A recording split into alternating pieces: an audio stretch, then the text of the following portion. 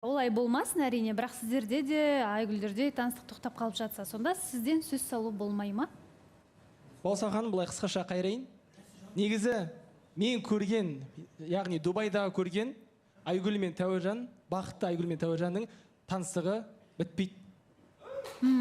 Бітпейді. Бұлар өте мен көзіммен көрдім ғой. Көзіңіз жетті. Иә, ал егер де солай жағдай болып қалып жатса, оны уақыт еншісіне қалдырайық. Осы жерде Жігіттер сөз сұрап, иә. қайырлы күн, қалдарыңызға болсаған өте әдемі болып тұрсыз. Негізі теманы жабайықшы. Ау? Негізі сенен кейін осы теманы жабайықшы, аяулымен әңгіме айтып бітті. Енді ол барғаннан кейін сондай талқылау болады ғой, өзің білдің енді олай бәрін. Енді қараңыздар, жаңа бір өзі ұлпа сөз аузында тие кетті. Енді ол мен Дубайға барғанды ешқандай адам баласы білген жоқ, даже Бекзат та білген жоқ деді. Енді Бекзатқа жаңа бір сіз өзің сөз берген кезде маған таңертең тұрғызып оятты, мен Дубайға кетіп баратым деген сияқты әңгімелер болып отыр да.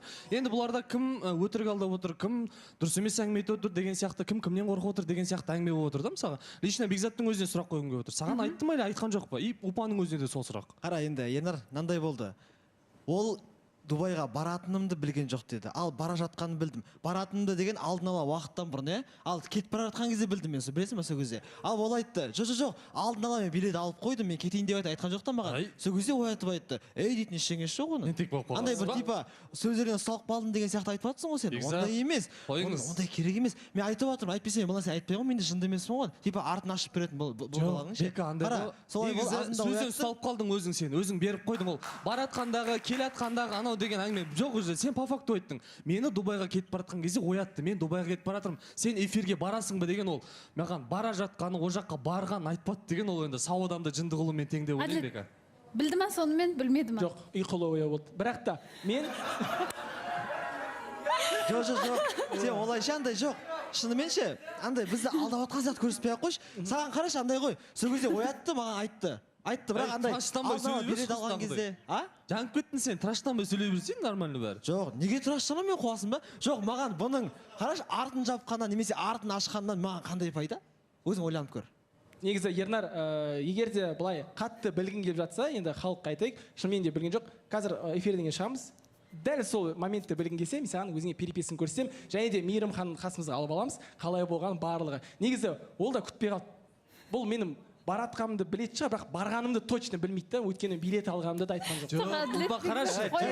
Сен Дубайға прямой баратсың. Сен Дубайға барат, Австралияға кетіп қалмайсың ғой енді.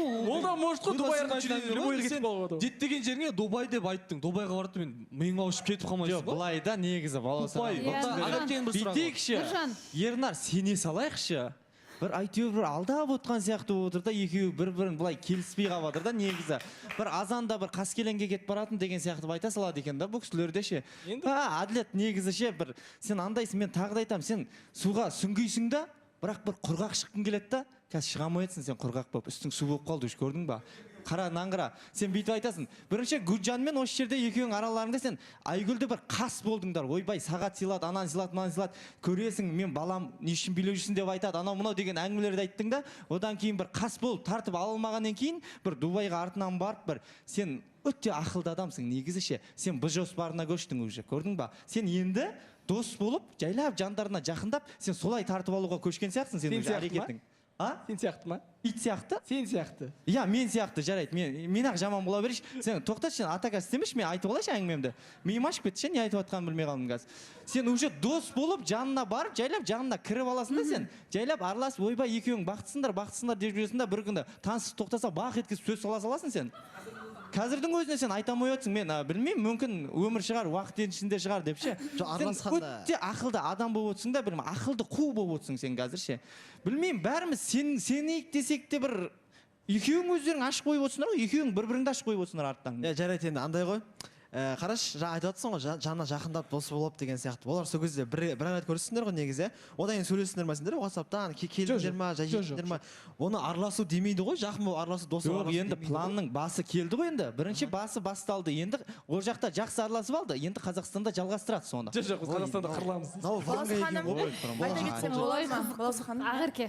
Негізі жаңа Әділет айтып жатыр ғой, бір Бекзат ұйқылы ояу болды, содан кейін түсінбей қалды деген сияқты. Жалпы Әділет, сен де бір ұйқылы ояу Дубайға билет алып сағат таңғы 4:22-де солай ұшып кеткен жоқсың ба негізі?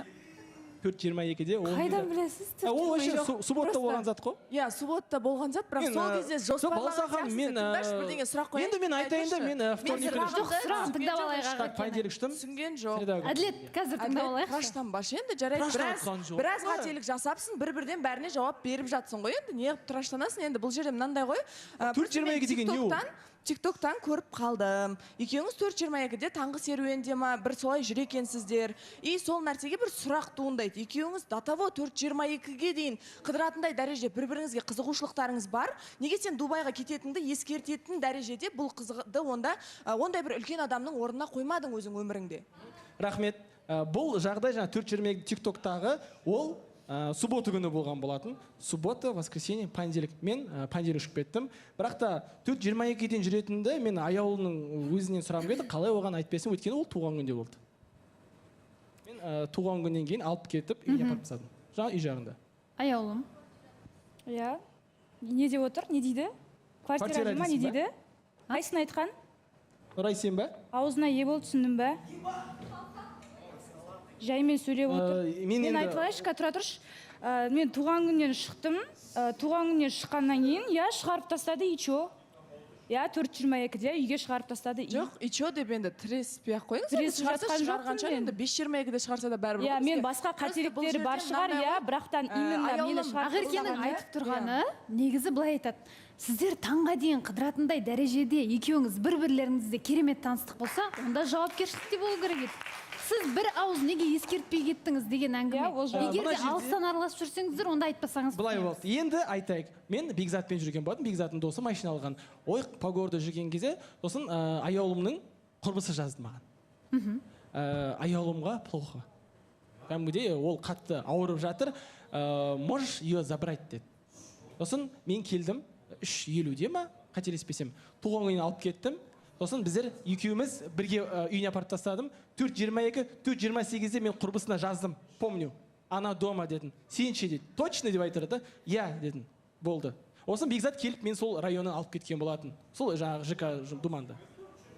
Содан 4:22-де видео жаңағы Упучук 4:22-де аяулыммен жүрді. Иә. Сосын 4:28-де маған құрбысы жазды аяулымның. Кім деген аты?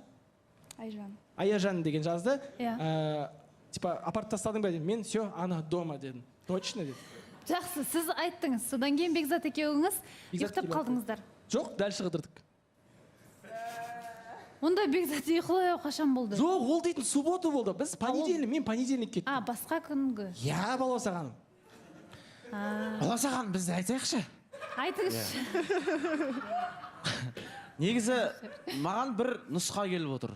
Білмеймін Иә. енді, менің өзімнің енді бір фантазиям деп Үшінші айтайыншы. нұсқа ма? Иә, мынандай болған сияқты. Енді қазіргі моментте қосылайық та, осы Айгүл, Бупучук, Гуджан актуалка ғой қазір бүкіл жерде. TikTok болсын, басқа болсын, үшеуі кәдімгідей актуалкада жүр бүкіл жерде. Негізінде ше, кәдімгі индийский махаббат болып жүр да.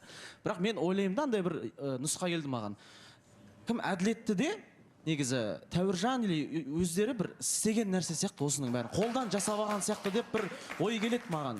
Неге? Өйткені андай болады ғой, бір шынымен де қарап тұрсаң келмейді да. Шынымен аяқ астынан бұлар жұп болып кете салады, Дубайға кетіп қала салады, артынан әділет бара салады андай. Вообще картинка әлі құралып тұрған жоқ негізінде ше.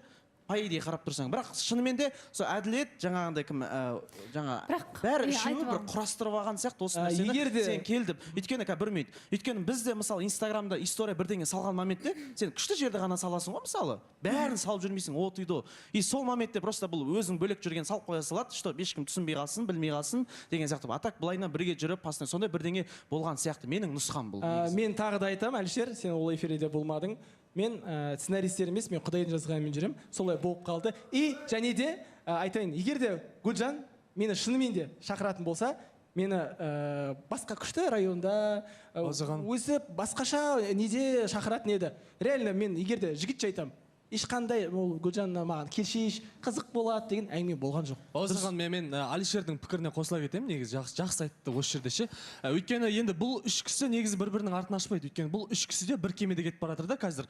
Ол Айгүл болсын, ол Гүлжан болсын, ол басқа әділет болсын деген сияқты. Енді бұлар мен әділетті білмеймін, бір статистиканың бір ахваттың буы ұрып, сол бір Дубайға барған секілді. Өйткені Дубайда просто так бір жолға салу ол Алматының іші емес, ол бір Талғардың іші емес, Есіктің іші емес, ол бірдей бір Дубай дубай да енді қандай бір үлкен эмират деген қала деген сияқты ғой. Сондықтан енді мен Алишердің пікіріне қосыламын, бұл үшеуі жалпы бір сыбайластың бір иісі шығып тұрған секілді деп ойлаймын бұл. Баласахан, енді білмеймін, мына сөздер вообще бір қызық болып тұр. Қалай ойлайсыңдар, фантазияларың қалай, өзім таңғалып отырмын. Былай ғой, негізінде егер де ол ондай нәрсе болса ұйымдастырылған, жалпы былай әділеттің келгеннен кейін негізі маған WhatsApp-тан жазған болатын. Мен Дубайдамын деген сияқты сөздер жазған. Ол кезінде мен түсінбей қалдым, шыны керек. Тәуіржан қасымда отырған, мен аштым да, қалай ол деп, қалай Дубайда жүр деген сияқты ой кетті да менде. Мен жаздым, не деп жаздым? Тыныштық па сенікі деген сияқты бірдеңе жазып аттым. Сол моментте Тәуіржан телефон сұрап отқан болатын. Берші, не oldu, кімге жазатсың деген сияқты алып қалды да, мен андай түсінбей қалдым, короче, телефон бердім да, бірақ ой деген сияқты андай эмоция болып қалды да. Көрсетпеуім керек пе деген сияқты, білмеймін, короче, сондай бір эмоция болып қалды. Сол кезінде Тәуіржан алды да, телефонды көрді да, кәдімгідей бір жаман болып қалды. Сен сонда әділетпен сөйлесіп жүрсің ба не деген сияқты андай. Оның көзіне мен солай көрініп қалдым, то что мен әділетпен соған дейін сөйлесіп жүрген сияқты болып. Солай болып көрініп қалдым. Содан кейін телефонды алды да, ренжіп қалды негізінде. Сосын барып, не болды, не үшін сөйлесіп жатсың деген сияқты қылды. Мен осылай Дубайға келіпті. Ол адам саған қызық болса, сен неге жауап бересің деген сияқты сондай реніштер болды негізінде. Негізі қараңызшы, енді оны кейіннен Тәуіржан шыққаннан кейін екі тарапта отырып өздеріңізден сұрап білерміз. Демек, сізде сол кезде өзі жазып жіберді ғой сізге келгендігі жайында, сол кезде ғана бірақ білдіңіз, тіпті жазғанына да таңғалып қалдыңыз, оған дейін сіздерде ешқандай байланыс жоқ. Ол ұйымдастырылған болса, ондай бір не болмайтын еді деймін да. Ол саған Жақсы, негізі менің ойымша бұл тақырыпты қозғаудың қажеті жоқ. Мен жаздым, мен Дубайдамын деп кезде Айгүлдің бір жазғаны бар. Сен ойнап отырсың ба деді маған. Алматыда отырып, грубо говоря, қыртып отырсың деді маған. Айтам, Дубайдамын деп. Одан кейін сообщение болған жоқ. Жақсы, Зарина. Баласа ханым, негізі мен ойлаймын бір қатысушылардың кейбір пікірмен келіспеймін, себебі басында көрінді ғой, енді қатты қырғи қабақ дұшпан болмаса да, просто Упучуктың тарапынан Айгүлді мазақ қылма, шынайы сезімің болса ғана жаңағыдай әрекет жаса деген сияқты қылып айтты ғой Тәуіржанға. Сондықтан мен ойлаймын бір уайымдап, сондай бір нәрселер болған шығар осы күнге дейін. Содан кейін жұп болып, екеуі жақсы болып кеткеннен кейін, жарайды, бұлардың сезімдері жақсы екен деп, шынымен де Тәуіржанға әділеттің ойы жақсы болып өзгерген сияқты.